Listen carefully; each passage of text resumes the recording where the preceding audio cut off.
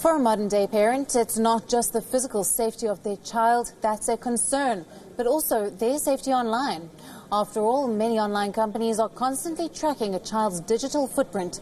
Google, in fact, has been penalized millions of dollars for collecting personal information of children through their YouTube accounts.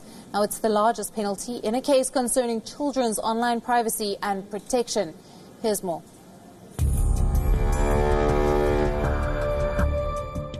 Google is in the soup again, and this time the tech giant has been slapped with a fine of $170 million by the US Federal Trade Commission. Its video service, YouTube, has been slammed for collecting personal information of children without parental consent. The company has been accused of collecting information such as children's location, their likes and interests, and what videos they were watching. And the company eventually used that data to target viewers with ads and made millions of dollars. It's a clear violation of the American Children's Online Privacy Protection Act that requires child-directed websites and online services to obtain parental consent prior to collecting personal information from children under the age of 13. Our complaint alleges numerous instances in which YouTube and Google had actual knowledge of the child-directed nature of channels and videos on the YouTube platform. This is the basis for the FTC to find that Google and YouTube violated COPPA. The penalty is the largest in a case that involves the Children's Online Privacy Protection Act. It is 30 times larger than the largest COPPA civil penalty the FTC has ever previously obtained. It's 3 times larger than any privacy penalty assessed against Google anywhere else in the world.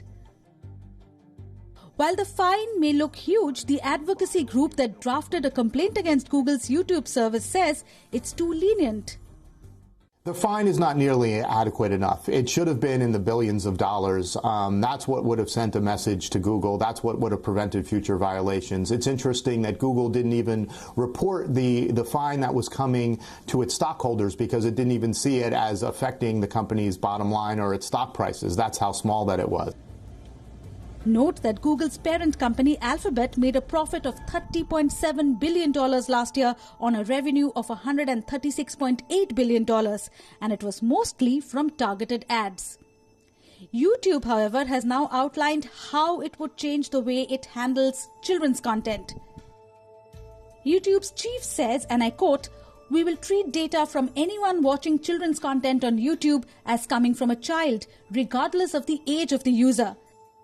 This means that we will limit data collection and use on videos made for kids only to what is needed to support the operation of the service. We will also stop serving personalized ads on this content entirely, and some features will no longer be available on this type of content, like comments and notifications," unquote. Well, Google has made sweeping changes to kids' videos, and the penalty of this magnitude sends a strong signal about the importance of children's privacy. But will this be enough to create a healthy online space for kids? Bureau Report, WION, World is One.